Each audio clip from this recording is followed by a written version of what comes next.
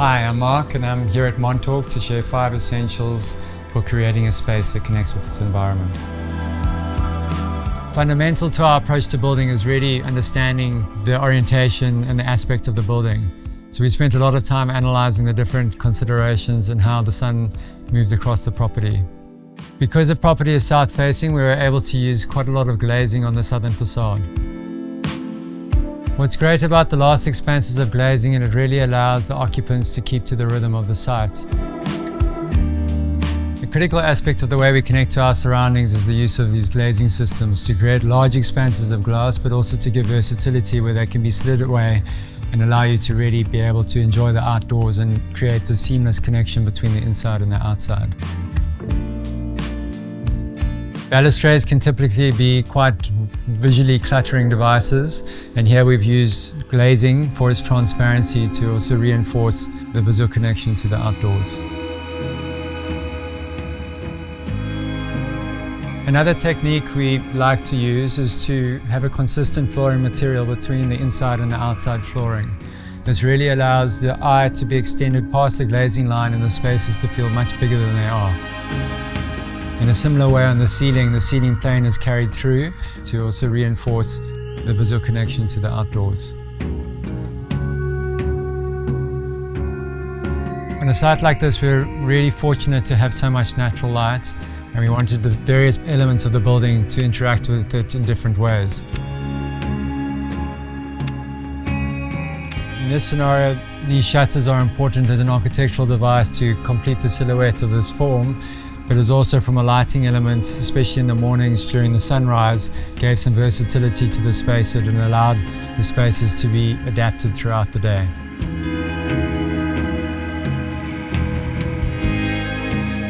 These shutters also create an interesting shadow play that animates the internal spaces. Given the building has such a strong connection to the outdoors, these shutters are also important in creating very specific views. In the master bedroom, for example, we can position these shutters to focus on a particular view.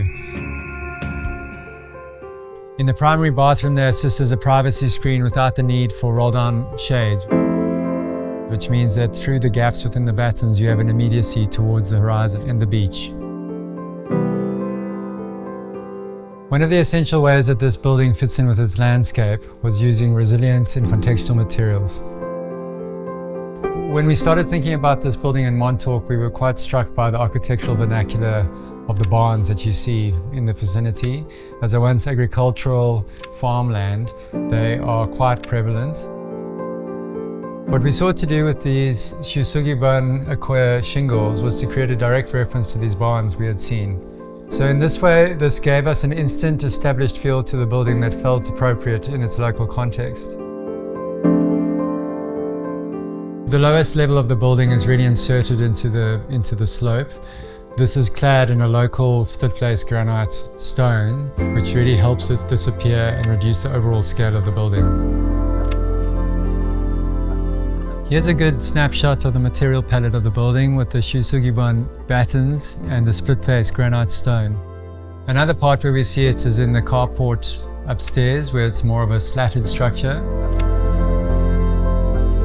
And in a similar way, we've utilized it on these shutters in the front, which really reinforces the silhouette of the overall barn element. And here you can see the sun in the afternoon and how you're able to read the texture of the Bullivant and the battens above.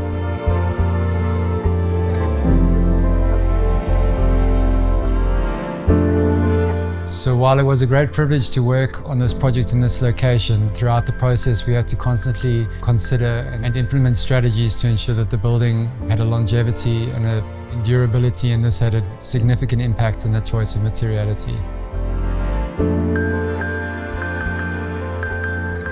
Another consideration for these materials is the proximity to the Atlantic Ocean, which, especially in this part of the world, is quite brutal.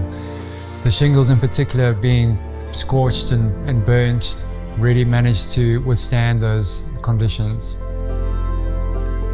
The temperatures in winter get very cold, and all the external stone materials also need to be very sturdy with very little water absorption to avoid freezing and cracking.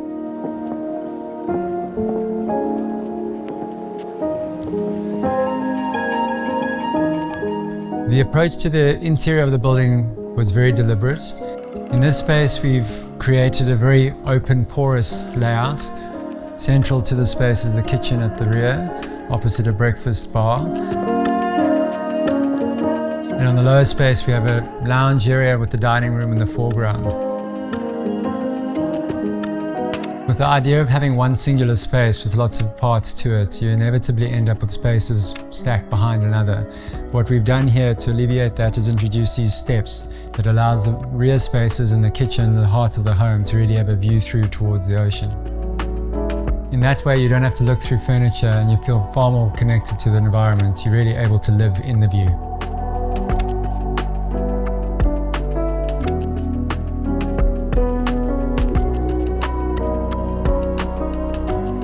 Something essential to the design was tiering the structure. We really didn't want the building to read as three separate elements. There's almost a 35-foot drop between the lawn and the carport at the top. And so something that we utilized was to create structures on half landings as a path connecting down to the lawn. Rather than using just retaining walls to create the lower levels, we utilized structures so that these walls were concealed and rather allowed the landscape to run up and into the spaces and into the garden. In an effort to further integrate the building to the bluff, we've incorporated landscaping onto the terraces and created pockets into the various spaces of the building. The glass railing set behind this landscape further helps them to dissolve into the spaces and really helps the building feel like it's in the garden.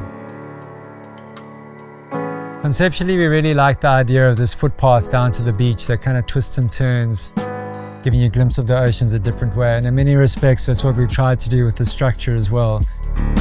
That along this journey of the path and the staircases down, you've got different elements at different zones.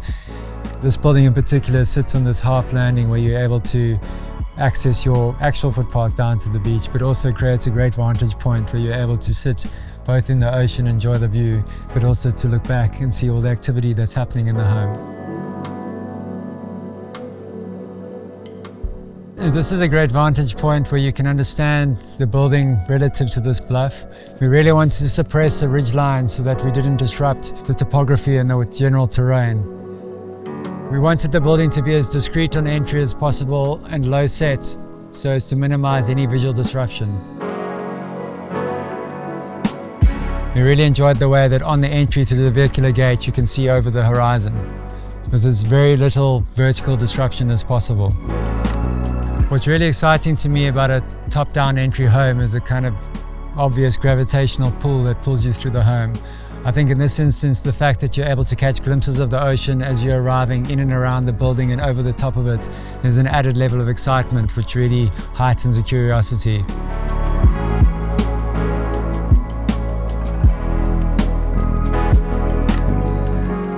Something that's quite spectacular about the entrance, specifically in the morning, is the fact that the light bounces off this interior oak color and glows.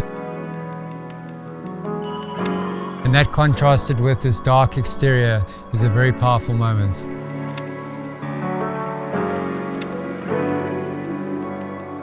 Thanks for joining me as we explored this home and its 5 essentials for connecting it to its surroundings.